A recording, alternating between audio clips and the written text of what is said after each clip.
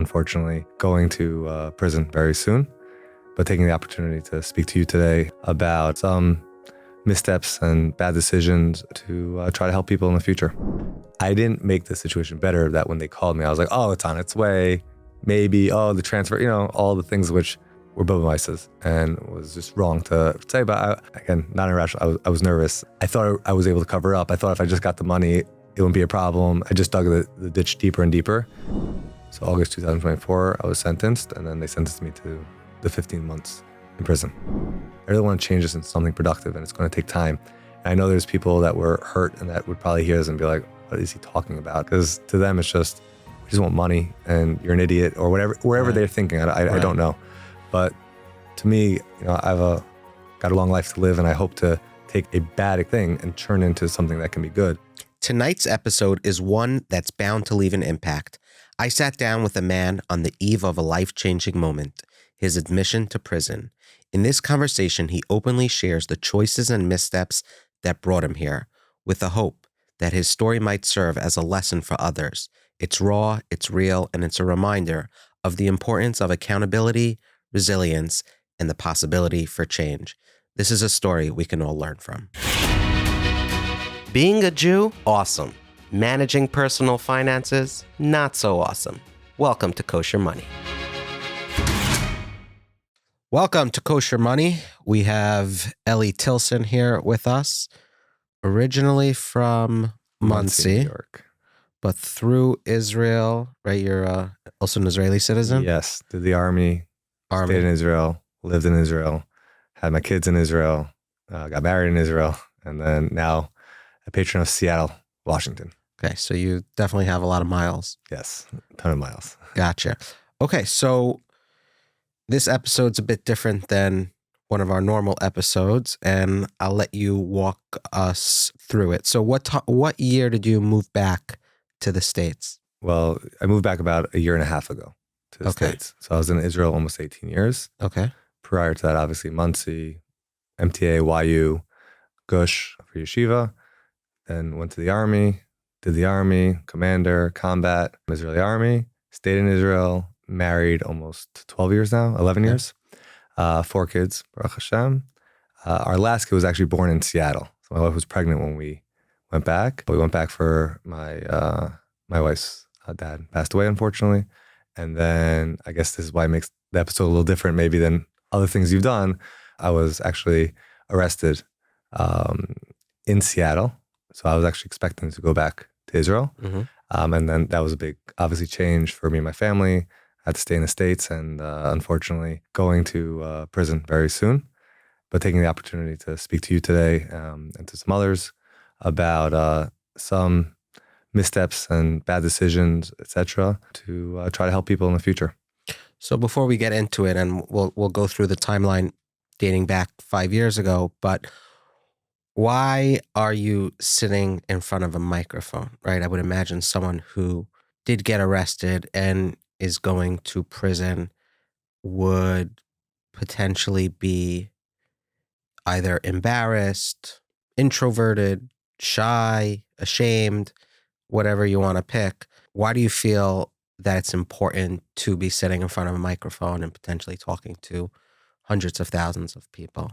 All right. So first of all those things above are true.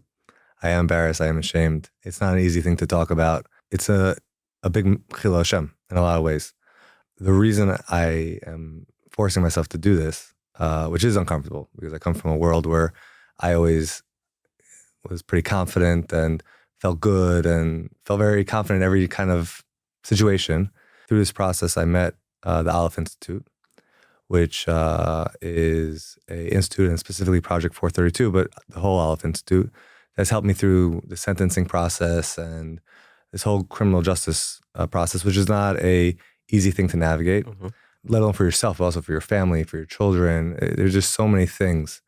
And they had talked to me about the fact that, one is, what would you do different? What would have stopped you from doing what you did? Which was like a great question and something like I should have thought about immediately when it happened, but it takes time to go through a process. And number 2 is they said that they keep trying to get people to talk about it to help. And no one really wants to do that. And I'm not saying no one does. I'm sure there are. But so both those things together kind of clicked for me. I said, you know what? I think that this is actually important. I think that although I hope I'm the extreme example, but just like we learn in the Gemara, or especially if this is, we're talking about our Jewish community and the Orthodox Jewish community, we always take the extreme cases to learn what the middle of the road is. Mm-hmm. And I think that if I could even help one other Jewish person, I could change a little bit of the Chil Hashem on my part to Kiddush Hashem.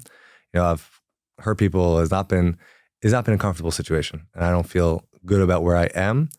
But I'm hoping that by talking about it, holding myself accountable, not just in the court of law, but also just in the court of my fellow people, that maybe I could help someone in the future. Mm-hmm. And that was the thinking. So the rabbis behind Aleph Institute and Project 432 are proponents of you sitting down because, in some ways, some people would say, hey, this reflects poorly.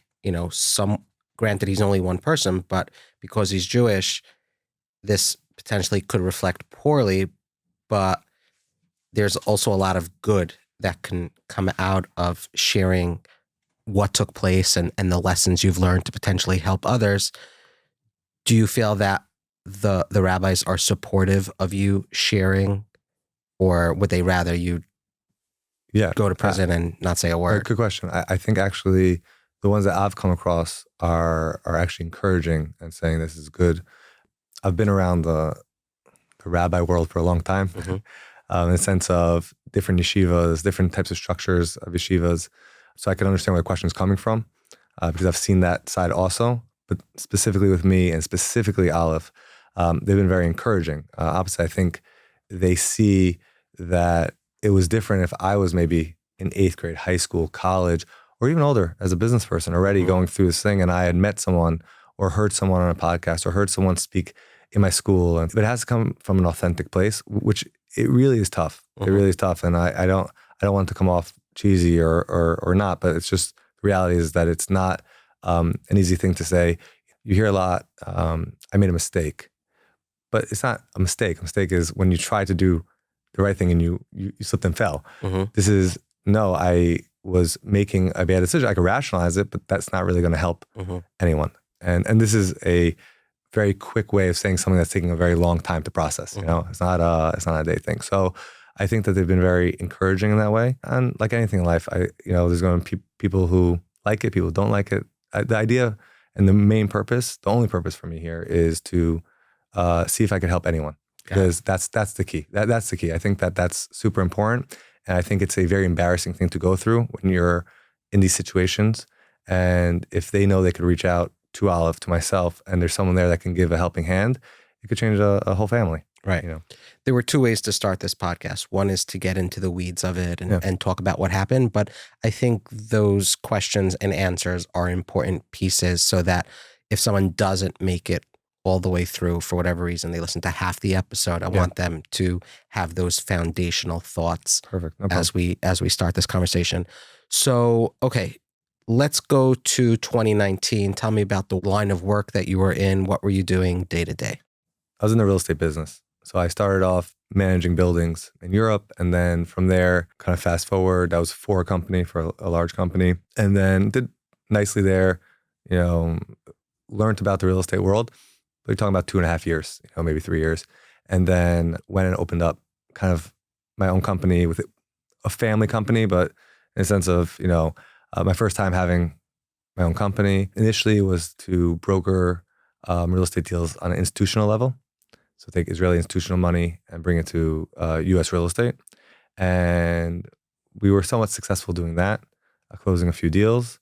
Deals are generally very large, right? They're $90 million, $100 million. So talking about big money. It's very interesting. That's one piece that I always see, and is that your vernacular of how money works goes from $1,200 being a lot of money to $100 million not being such a big deal. And that's like a very weird, even though you're not using the 100 million as your own, but you're going to meetings and it's like these numbers are being thrown around. You get very desensitized very quickly. Right, interesting. From there, understanding a little bit how the institutional process worked, or thinking I did, I started to raise money and equity more by high net worth individuals or smaller little groups. to try to kind of cut out the middleman of the institution itself and eventually become the institution. So that's kind of where the head was at. We're doing multifamily, healthcare, really any kind of real estate that we thought could work. We went to different conferences, met with different GPs, LPs, general partners, limited partners. We did some mortgage brokering, some equity brokering, however we could kind of figure a way in the hustle bustle of what's going on. But the strategy was to raise money from high net worth individuals. We felt that by doing that, we would have quicker access to capital. By moving quicker, we get better deals and we get good financing. We'd be more in control of our deals. And that was kind of the idea of where we're building towards. You enjoyed the work? Great question. I only ask great questions. Yeah, that's good to know. Yeah. And great question is a good way to stall too. No, but it is a good question. Yes and no. If I really look back, no, I did not enjoy the work. I was never planning on being a businessman. And this is not a excuse for what happens later. It is something that from the beginning, I did not really want to do. I a little bit fell into it due to just personal and family kind of circumstance in the moment. I really wanted to be a doctor. I came out of the army, a little different being a doctor in Israel than in America. Kind of had an opportunity to do some work and kind of just, as I say, I snowballed into it a little bit. And really from day one, we were on the financial side, we're very in survival mode because I wasn't starting with equity. We weren't starting with a lot of money. It was deal to deal. So it was a lot of hustle. There was really not time to sit, reflect, think, what am I doing? Why am I doing what I'm doing? And everything was being learned on the fly. That's the reality of the situation. So I wasn't enjoying, but I am someone who tries to find the good in things, and I wasn't not enjoying in the sense of, oh my God, life is terrible. That wasn't it. I was getting married. I was having children. Mm-hmm. There's a lot of good stuff going around. We were hiring people. I was getting to work with people I like. It wasn't a zero-sum game. Hey there, Kosher Money listeners. We'll be right back to the episode. But first, we've got something exciting just in time for the holiday season. Twillory is launching their biggest sale of the year with up to 50% off site-wide. Yes, you heard that right. Half off on the shirts, pants, and jackets that will keep you looking sharp, all while staying comfortable and warm.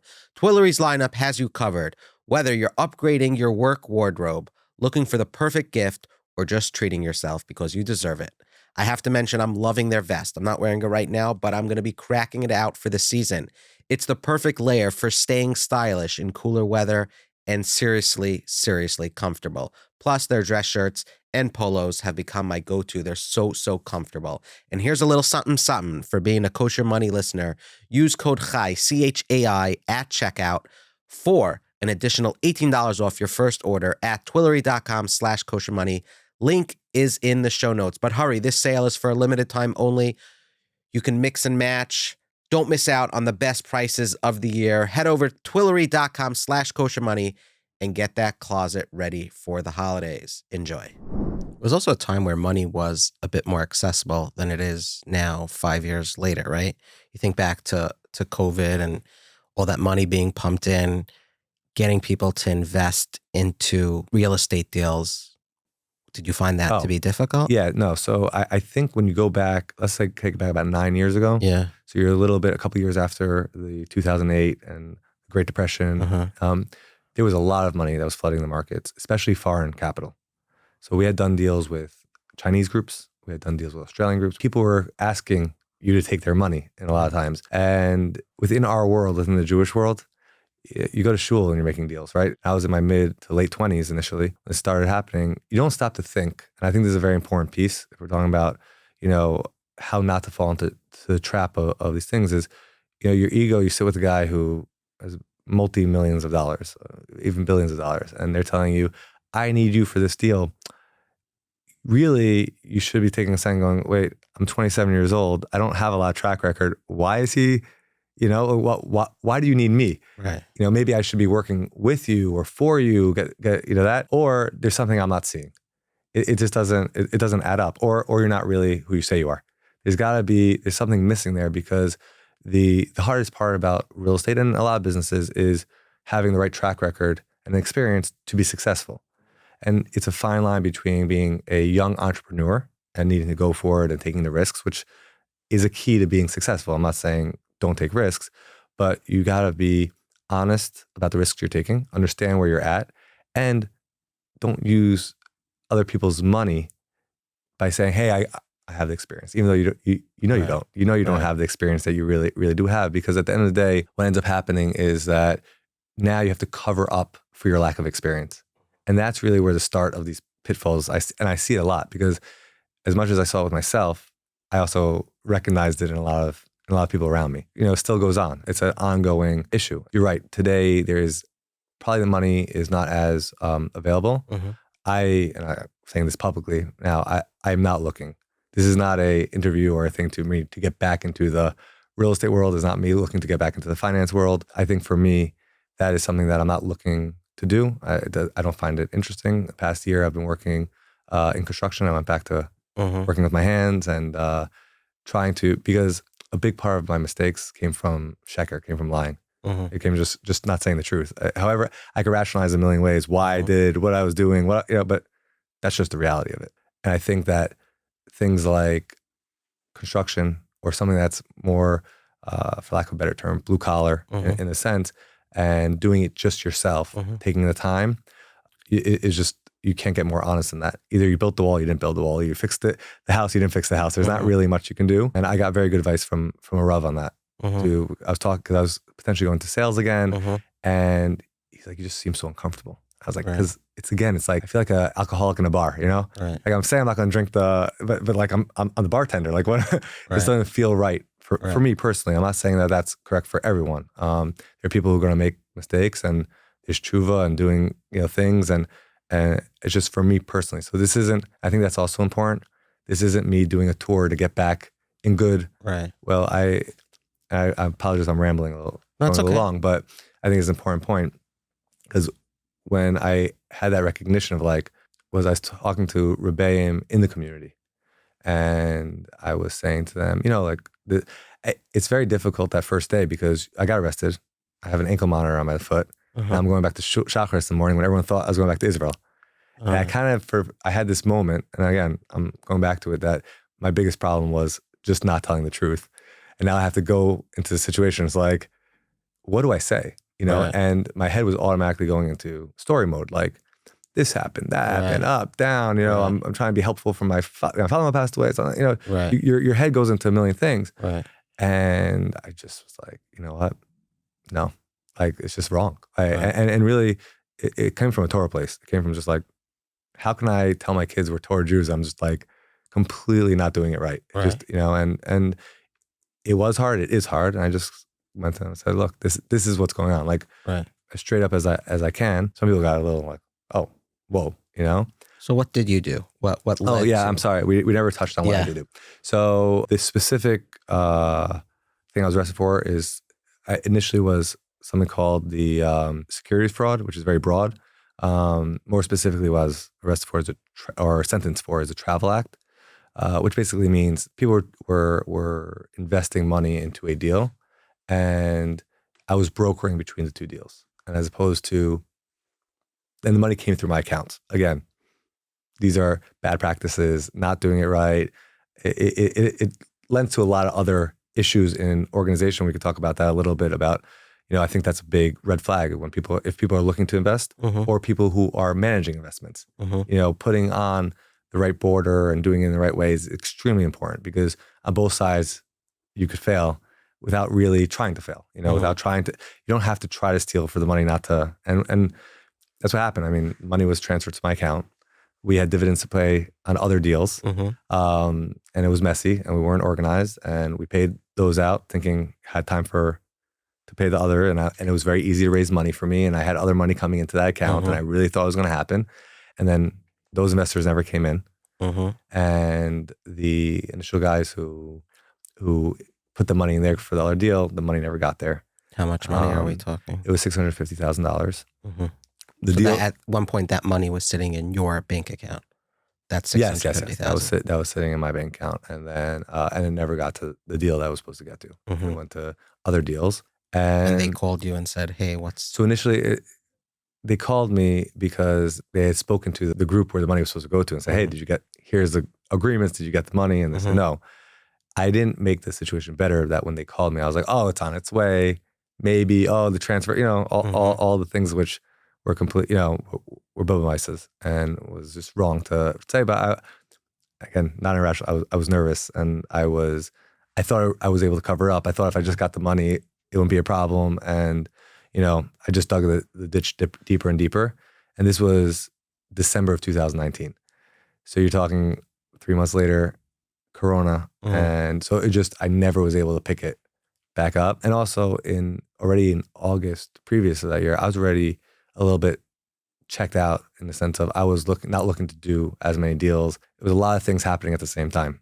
It kind of all was coming together. We had a new baby earlier that year. It was just like everything kind of hit at the same time. So unfortunately, that's what I did. And it took time. There were civil suits. The whole business just kind of started falling apart. Like everything, just one thing after the other. It was just like a house of cards. What were your quiet moments like during that time? Was it just a never-ending cycle of lying and patchwork to keep things afloat? Because at some point you probably thought the situation was salvageable, right? That you can try to piece it together. And then what happened, after that attempt to when you suddenly realized this is bigger than me, this is out of control? It took a lot longer than you would think because it was a lot of patchwork even before, because it started before that kind of, because even in things that I was doing correctly, it was still not correct in the sense of the programs, the strategies we had in place. It was all being done on the fly. So even when you're doing it right, let's say, okay, we got money for this deal. Well, we're just missing this 500,000. Okay, let's get a prep for that. Let's do it. Everything you're doing is constant, and it's 24/7. It's a lot of different countries and you're not sleeping. And then you're also making poor decisions because you're just doing everything so fast. And if you don't get the deal closed, then you hurt your other clients and you hurt your track record. And there's people who are counting on you and people who work for you. And it becomes, if I don't do this deal, everything's going to fall apart. And then you've lost focus about what you're really actually trying to accomplish, which is to do good deals, not just a deal. And what drives you is just getting it done at whatever cost. So now you forget things like overhead and burn rate and how all those things are going to work. And you don't negotiate properly, right? Okay, fine, I'll give you 50% of the promo. Okay, fine, I'll give you this. So now you're working your tuchus off for nothing. It very quickly snowballs in that sense. But I think, and this is also why, for me personally, like I said, alcoholic in a bar, is that I think I thought it was salvageable really up to the bitter end in a sense until I actually got a new job. And then now things are with trustee and it's a different animal. Look, I legitimately, even people who invested equity or whatever it is, I want everyone to get money. And that way I'm not a money guy. Like I have no interest in seeing other people not have or me have in that way. You just think that you're one deal away from it all being good again. That's just the problem. So when you're looking at it like that, you try to ignore all this and you just say, okay, let me just get this deal done. And then everything's just going. And that attitude is just a losing attitude. Did you have panic attacks during this or? For me, relatively, I would say I was an absolute stress ball. It may not come off that way. I tend to give off a very, more relaxed vibe. I wasn't happy who I was because I wanted to prioritize my family and those type of things. And I was away all the time because I constantly was traveling to find the next thing and to patch these things up. So I wasn't happy in the way I was doing that.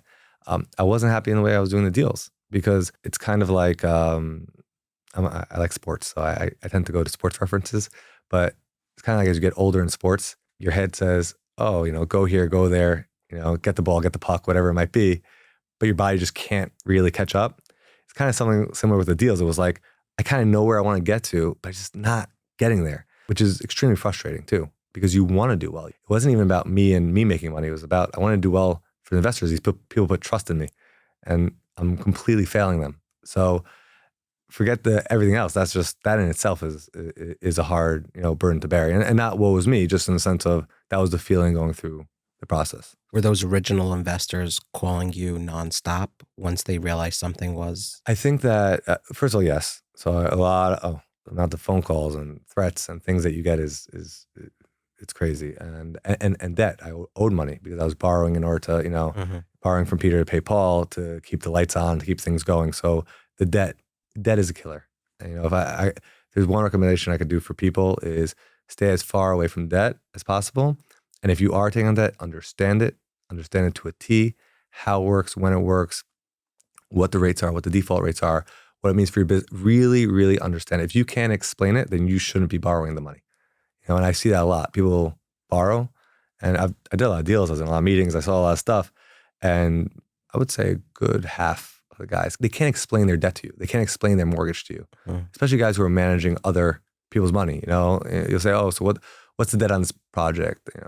Oh, it's something like 70%, but you should be able to explain it to a T. This is what I'm paying. This is what I have, because when it goes bad, you're on the hook. And that's hard. That's a very, very hard conversation to have. And it's constant. So as we move through 2024, many people are looking for and cashing in on tax deductions, which is why I've been telling you what more and more people are doing. They're putting money into a charitable entity without actually having to allocate the money to a specific cause right away. So how does it work? I'll tell you. It's called the Donors Fund. You create an account in under 60 seconds, and any money that's placed in the account is instantly eligible for an immediate tax deduction. You can then decide throughout 2024 and beyond where you'd like to allocate that money. It's absolutely free. No hidden charges, no funny business. If you love running around, pulling your hair out, trying to find your donation receipts across dozens of organizations, the Donors Fund is not for you. If you want everything streamlined in a single place, the Donors Fund is for you. All your donations, one button away. We're talking about a robust online platform, a super friendly mobile app. It features a bank-like system for your charitable giving. You can also invest the dollars to grow as you determine which charity to allocate the funds to. They offer checkbooks, debit cards, caring customer service, and more. So here's what to do. Visit thedonorsfund.org/koshermoney, links in the show notes, and create your account. Click around their website to learn more about it. The Donors Fund. Welcome to the future. And now back to this week's episode. From the $650,000, how much of it did you get to pay back? I was able to pay back $350 so far. So for my case, I have $300,000 of restitution to pay. So how does that work after prison? After prison, hopefully before, as soon as I can, I'm going to, Right. But again, it's a matter of, so it's a lot of money. You're convicted, and then the next day you have the anklet bracelet on. Yep. Was that the first time when you went to court that your wife discovered it? At what point during this saga did she realize something was off? Yeah. Well, because we had the civil litigation, she already had known that the business, because I already was in a different job and doing things a little different. I went into consulting work. Because of Corona, we kind of also closed the business, and there was lawsuits, and we were trying to reorganize and do some sort of like out of court bankruptcy and a lot of different kind of ideas to try to salvage what was salvageable. She kind of knew that things were going on, etc. Aware in the sense of just because I told her what was going on, not more than that. At what point did you tell her? Interestingly enough, I told her really at the beginning of what was going on. I didn't get into the details, but I did tell her. I told her, hey, this is going on, and honestly, I don't even know what compelled me, because it wasn't generally my MO. But in this case, I just did, and Baruch Hashem I did, because it would have been a much different outcome if it came out of nowhere, But I really didn't think criminal. I just didn't. It never really occurred to me on that level.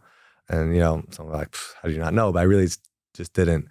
And so when I got on that plane, there wasn't even a thought of like, oh, like I'm going back to Israel. Why would I? It didn't even hit me. And then, unfortunately, I was trying to get on the plane going to New York and then to Israel, and the FBI was there. So actually, that first night I actually spent in the federal like maximum security place in Seattle. So I was like fully processed, the whole. So that was not, and I wasn't able. It was already like 12:31 a.m. Seattle time. So I wasn't even able to speak to my wife about it. So she actually found out because she couldn't reach me. She had no idea where I was. I never got on the plane. The travel agent called her and said, why didn't Eli get on the plane? His bag. It was like they couldn't find me. My phone off. I called a lawyer, but I don't know what fell in translation between everything going on that she was not updated. And then Baruch Hashem, her and they ended up getting to the court and figuring out that I was there. So they were able to sign on me for a bond. So I could actually, because otherwise I could have gotten stuck. They could have also sent me, because my case is in Southern District of New York. they could have actually sent me from Seattle to New York, and I would have been processed there. So, Baruch Hashem, I was able to at least get back home, day after. Life, you got the ankle monitor and kids, and it's just a whole different mice, as they say. You have the anklet monitor on now? Yeah. You can see it if you would like. Guess we'll Yeah. poll the audience. So when did you get the verdict? Was that this year? Yeah, so the process is interesting when it comes to also things I didn't know how these things work. But generally speaking, you are indicted by a grand jury, and then you either, plead guilty, not guilty, and then you go into sentencing. All those things can be months at a time, even years sometimes, depending on the case. And so for me, I actually waived the indictment, and then I pled guilty. So, which kind of shortened the process. I pled guilty because I was guilty at the end of the day. And, it costs a lot of money to fight, a lot of money. And at the end of the day, I was. So I can't, so I pled guilty, and then they sentenced me. They sentenced me it actually got pushed off a few times, but then in August of this past year. So August 2024, I was sentenced, and then they sentenced me to the 15 months in prison. They tell you which prison you're going to, or you get to pick? No, they do a recommendation, and then the BOP assigns you. The BOP being the Bureau of Prisons, they give you the designation itself. So are you allowed to say where you're going, or? I'll say it's Otisville, New York, and then afterwards we could figure out if that's. I'll ask them if I'm supposed to or not. I think it's public knowledge, but right. I don't have a problem. I just don't know if it's. Yeah, I don't know either. Right now we're after the holidays in end of October 2024. Should we tell people how soon you're reporting? Oh yeah, tomorrow morning. Tomorrow morning. Yeah, tomorrow morning I'm going in. So what was that conversation like with your family?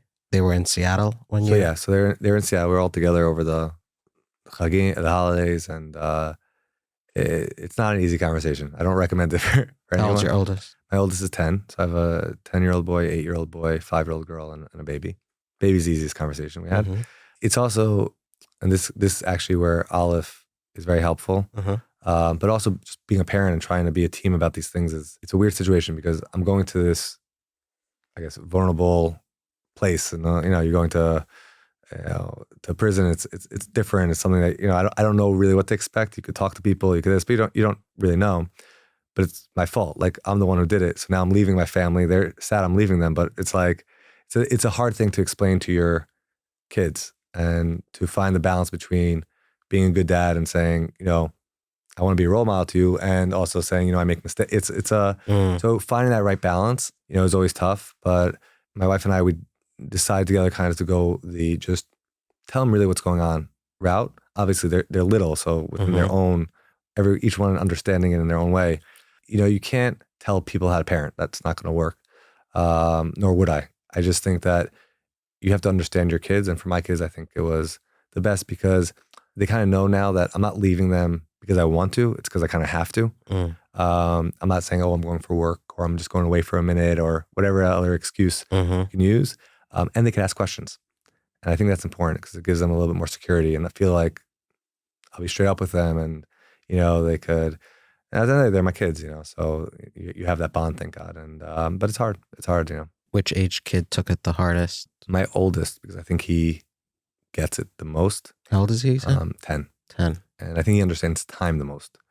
Whereas my other ones, you tell them, 6 months, 10 months, a year, 2, like it's a little bit abstract to them. They'll understand, they'll cry, but like my 5-year-old is like, we told her multiple times it's gonna be, a good chunk of time, and she'll be like, okay, but tomorrow, right? But tomorrow to her could be, months from now. So it's just different. Each kid is a little different. But look, I'm blessed with an amazing wife, which, it gives a lot of comfort. So when you have that, thank God, that's a huge bracha. Have you cried over the last year? Because you do seem a little bit more stoic, a little bit more, it's okay if not. I just trying to understand the emotions. No. It's a good question. I think that when Aleph, when I started working with them, I think one of the things that really helped is that I think they realized that because I've been through a lot of things in my life and a lot of different experiences, I try not to get overly emotional, especially when, like I said again, like, and I reiterate this, it's my fault. Like I did like, Right.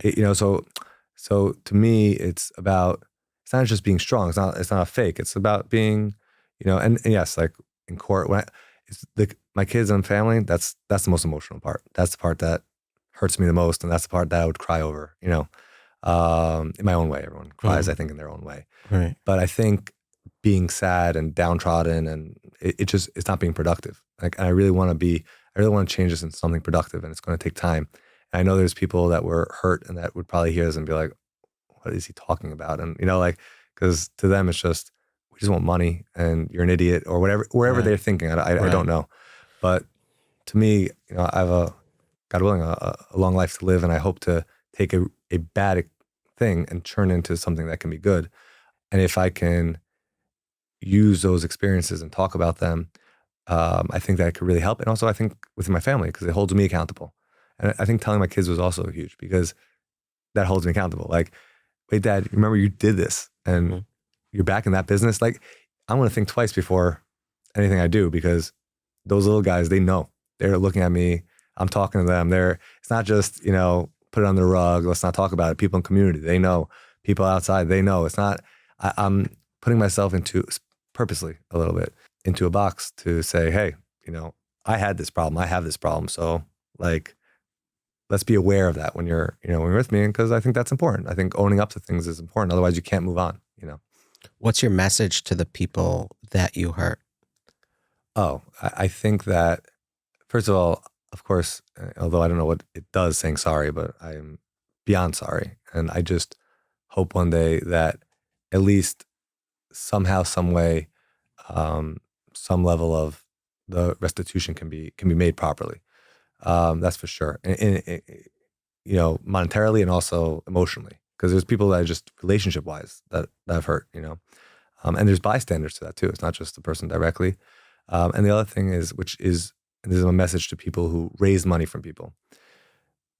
You don't really understand what money means to the other person.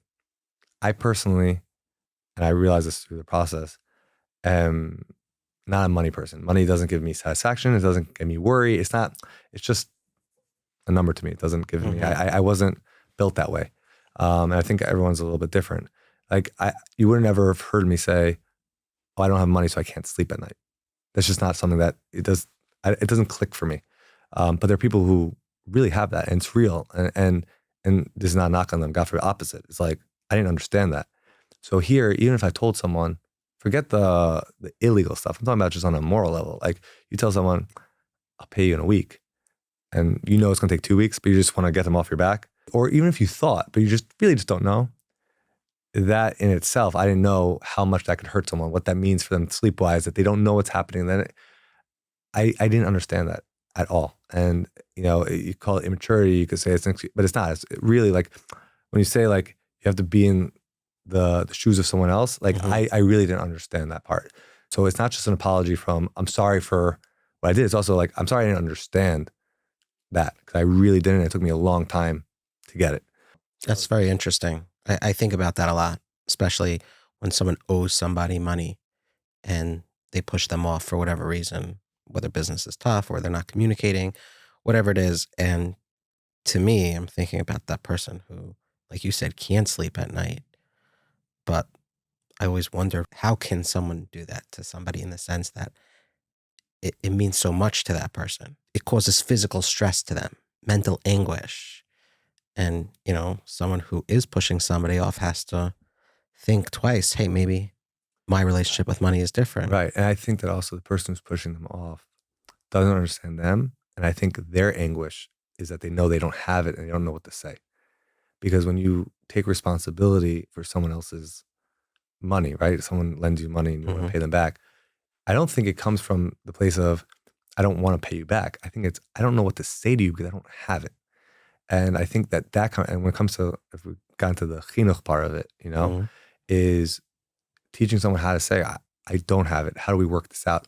Because a lot of guys will say to you, lenders, just let me know and we'll work it out. They'll say it to you. And then you'll try it. You'll throw your foot out there like, look, I just don't have it. What? And the yelling and the screaming and all the things that come out, all that emotion from the guy, and then it feels like a bluff. So then you're like, oh, I can't go down that road again. So it's like an anguish on both sides. Again, that's why I think understanding your debt and understanding really what you're doing, because deals are not going to work out. There are going to be deals that won't work out. It's just the nature of business. It doesn't matter what industry you're in. You see it with large companies, you see it with small companies, medium size. Things happen, disasters. There's so many things, and you need to know both sides of the equation. Have to understand how the relationship works. And I think in this world of social media and quickness and fast and money, and we just get rich quick and all these things, and you'll hear people say, slow it down, take your time. But there's a lot of pressure, especially when you're an entrepreneur. You get into it and you go from 0 to 100 like that. Like that. It just takes one deal, right? One deal, all of a sudden, you have hundreds of thousands, $1 million in your bank account. I was someone who at one point couldn't buy a shawarma. And all of a sudden you have, and it doesn't mean that you're using it to go buy a Maserati. That's not, that's a whole different game. That's a whole different story. I'm talking about you have it and now you just want to do the next deal. And you don't know how to pull fees properly. You don't know how to talk to the other person. I think people grow up in the families that do that and that have that. You see it on them. You see from a young age, they already kind of learn those skills. But people who come into it fresh, which a lot of people do, I don't think they necessarily learn them and know them. And they're coming in very new, and it's a little bit of a different world. And I think that part of the Project 432 and these things is making people aware of how to communicate, have that hard conversation. And by the way, that's helpful not just in the world of business, it's helpful in the world of marriage or friendship or whatever else you're going to do. And Dafka, as toward Jews, we have the blueprint. It's not like it's there for us to know how to deal, right? We know how to deal with interest. We know how to deal with people. We know how to, it's all there. Just to finish the point on what you were saying, with like you couldn't understand how they could push the person off. And I'm saying it's so you push them off because you yourself are under anguish in a different way, not because of the money, but because of the pressure of not having. Is that I think that a lot of times people think it's just too late, so they just keep digging the hole. And what I'm trying to work with Aleph on is how do we help people and give them a hand out of the hole, but from both sides. Meaning, I don't think people know how to collect money either, right? You go and you invest money and you do these things, and it's another yid in your shul, in your community, in your family. Like you have a lot of that, right? A cousin's raising, and you just can't, like, he lost my money. He didn't deal with it properly. He took my money. How do you collect? Like, do you knock on his door? Do you threaten his family? Chas v'chila? Do you go legal? Like, I think that those things, those are the places where the education and the openness needs to be, so that we could help people communicate, so families don't fall apart, that people can find that right balance, that they could, so those are things that I think that are extremely important. I want to paint a scenario for you. Imagine waking up each day unsure if you can provide food for your family. Well, in Israel, many of the poorest families face this harsh reality day in and day out.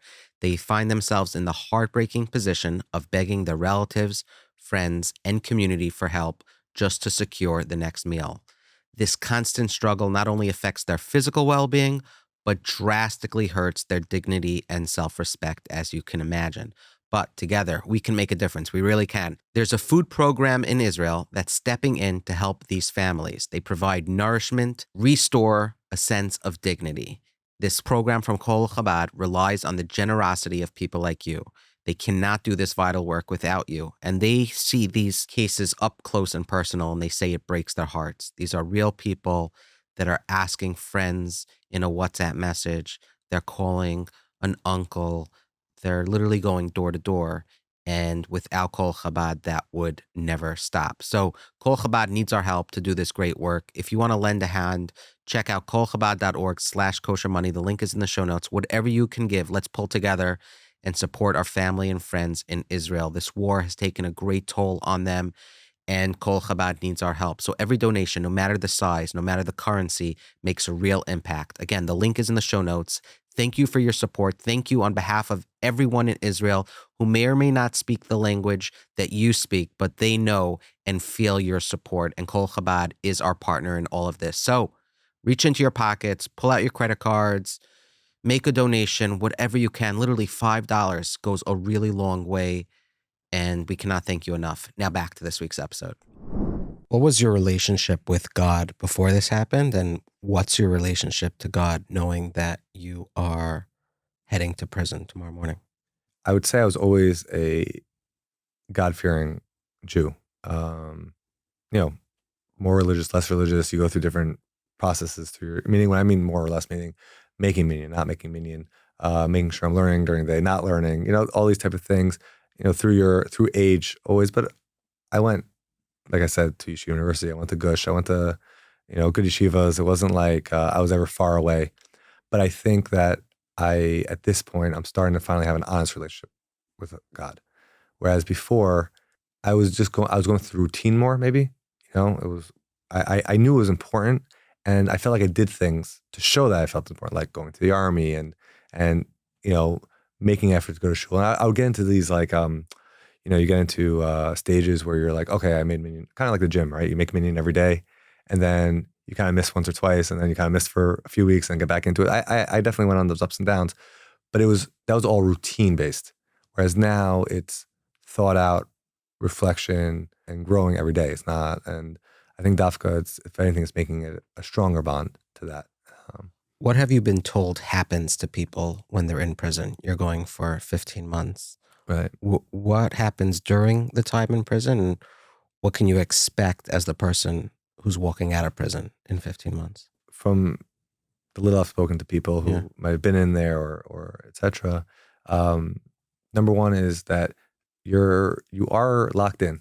And one of the hardest things is you got to find a way to be productive. Because if not, then you just, don't become a couch potato. Don't become just part of the machine that is, because that can be very depressing and very difficult. But also remember that you're in prison. So communication is not going to be the same that you had before.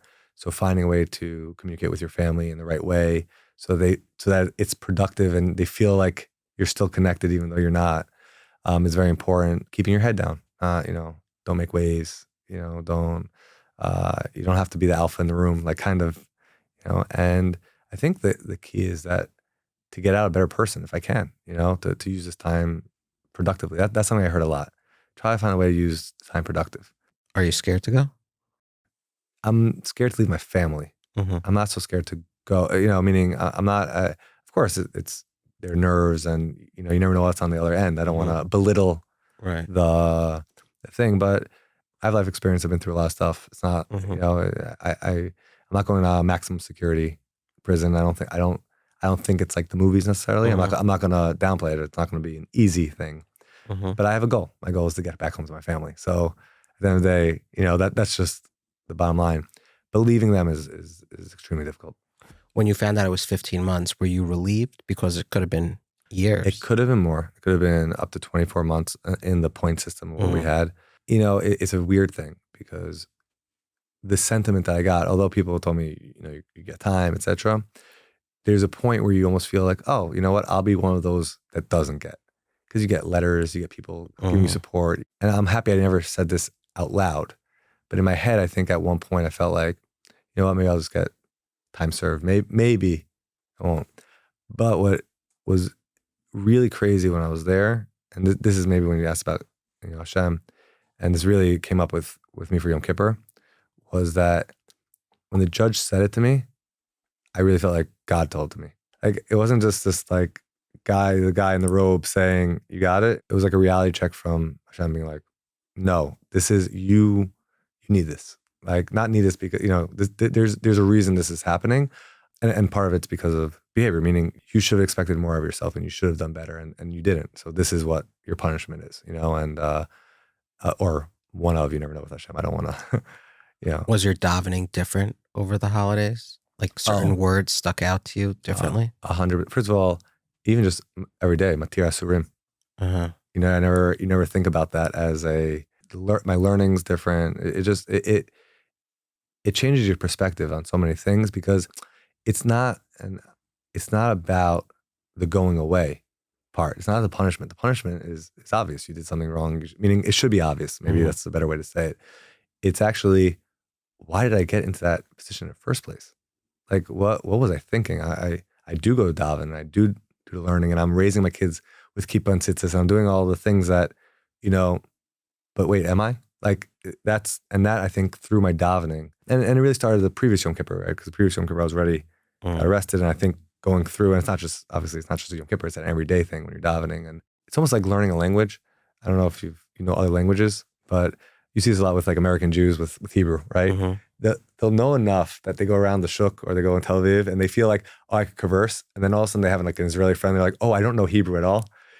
Very similar with the davening. It's like I went through and I'm davening hard not to go to jail and for my family good. And then all of a sudden, a moment hit me like, I don't think I really know how to daven. And now I feel like I'm at stage A of davening. Like I'm starting to really understand what davening means, Mm-hmm. what learning means. It kind of changed my perspective. And I understand this is like a much longer process than I ever thought. But you know what? Baruch Hashem, I have it too because it helps, center you. Did they tell you what the schedule is, like what to expect as it relates to your day to day? So I understood that there's some sort of like, job that you do. I understood everything's early there. So kind of like 6:30, like early lunch, like 11:45, and then like a 4 o'clock dinner. So I don't know exactly how that works. And I understood there's kosher food, but, and I'm happy to come back and give you the details one day, like when, afterwards. Yeah, I've learned also, this happened in the army as well, is that people tell you, but it's usually from their perspective. And you get there and you have a different perspective. It's like, it's not like that. So I'm trying to be open-minded and not too rigid on what other people told me about it. And whatever it's going to be, I'm just going to, try to go in and keep my head down and my ears open and, listen and just, just bide my time so I could get out. But I do want to be productive. I'm going to try to really, focus on learning and reading and broadening my academic side. Again, I haven't had, time in the yeshiva or any kind of setting where I could just sit and do that in a very long time and reflect. I mean, at the end of the day, I want to be able to, on some level, restitution and, like I said, monetarily and also emotionally. And this is the time that I really want to spend to think about that, not just to use the time to reflect. You get put in the corner as a kid and they say, think about what you did. I want to take that seriously for once, as opposed to just being the kid. Okay, I'm in the corner. I want to actually, think about that. Is there anything we didn't cover that you think I should ask? Is there anything on your mind that you wanted to share before we wrap it up? I think that just when it comes to the lesson of from my perspective to I guess it doesn't have to be young, it could be old, it could be people who are in situations, is that I think it's very important for people to slow it down, think about what their priorities really are. Think about your family. Think about what do you really want to get out of whatever you're doing right now. What do you want to get? And the answer can't be $10 million. That's not a good, because you don't have control over the amount of money you're going to make. That's just not a realistic thing. That's not an Amuna thing. So what do you want to accomplish? Is it a product? Is it a lifestyle? What is it? And focus on that and own it. Because I see a lot of people, they're a little over the place because they're really just in the rat race and they're not just slowing down, thinking about what do I really want to accomplish out of what I'm doing right now. And then to know that there are people out there that want to be helpful. Aleph is a big one, and I think there's others. So, reach out. If you feel that you're in a position where you're losing control, and only you know if you're losing control, talk to a Rav, talk to a friend, say it out loud, because I think that if I would have said it out loud to the right people, it might have just saved me in the right moment. And by the way, if it would have saved me, it would have also saved all these other people with the money, with their things. So don't be scared to be embarrassed. Just say, you'd be surprised. And I'm not saying you're not going to get bad reactions. There's some people that are going to give you bad. I have gotten some awful reactions. I'm not saying it doesn't exist, and it does, and it hurts. But you know what? That's part of life. But you will get good reactions too. And the good ones are very, very important because that can, in the end, save you. And I really just want to see people, especially, everywhere in the world, but of course, within our own Jewish community, we're all arevim zeh lezeh, like we all have to take care of each other. And at the end of the day, that means let's figure out how to communicate, because let's have each other's back. And just to finish off, it's like, I have friends who I've talked to about this. It's like, you have a guy who's a big macher and he'll give big tzedakah for the Colel, for the shul. He can't name you 3 Talmidim and Bachrim there, right? And he'll give money, and it's beautiful. And it really is. It's so important. That's how, this is how our communities recycle money and do it. And we have Torah learning. It's awesome. But then they'll have a cousin that just didn't do so well. And he just needs like relatively a little bit of money, a little bit of this. He was stupid. He was an idiot. I don't like him. And it's like, no, but you have that opportunity. So like, it is very important too for people to look and to help and to open your eyes. It's not just about the guy who did wrong. It's also the whole community together. How can we help each other? How can we pick each other up? Let's really understand the anguish of people around us from both sides. We'll put links to the Aleph Institute and Project 432 for people to learn more. And Eli, we thank you for coming on, sharing this important message, many important messages throughout. And we wish you a lot of hatzlacha. Thank you. And Bekarov, we should see you on the other side. Yeah, Bezat Hashem. Thank you so much. Thank you, Eli. Bless. And that'll do it for our latest episode. My thanks to Eli Tilson for joining me and sharing his story. My thanks to the Aleph Institute and Project 432. Links in the show notes. If you'd like to be entered for the chance to win an awesome and free Dave Ramsey book, guess what? We're going to pick 2 commenters who include one of the following 2 words in their comments on YouTube. Either the word lesson or thankful. Okay, you can include the word thankful, thanks somehow in your sentence, or lesson, the word lesson, or you can use both. Use the words however you would like. Congrats to our latest 2 winners of a Dave Ramsey book, Tzvi Wilhelm and username YouTube We Love Israel 6241. That's the name, We Love Israel 6241. So if you are one of those 2 people, Tzvi or that user, hit us up on livinglechaim.com so we can get those books sent out to you. My thanks to all our listeners and especially our sponsors of this week's episode, Twillory, Colel Chabad, and the Donors Fund. Check them all out by clicking the links in the show notes. If you want to sponsor an episode, you can actually go to livinglechaim.com, click on the sponsor link, and reach out to us. We're selective, but you never know. Shoot your shot. If you would benefit from a financial advisor or speaking to somebody for free to help you budget, get out of debt, or anything else finance related, visit the OU's livingsmarterjewish.org, which has literally helped thousands of people just like you. Want to help us out big time? Visit Apple Podcasts or Spotify and rate us 5 stars. That'll help tell the magical algorithm that Kosher Money podcast is awesome, and it's going to tell other people, and it keeps our lights on. So give us 5 stars. Thank you very much. If you're on YouTube, please like and comment, and definitely subscribe. Woot woot! On YouTube, we also provide premium membership. We have more and more members, dozens now, where you can get early access to episodes and more. And like I always say, if you don't want to pay or you just aren't interested in premium membership, which by the way is awesome, then who cares? This world is a hallway anyway. Until next time, keep your money kosher. Bye-bye. Living L'chaim.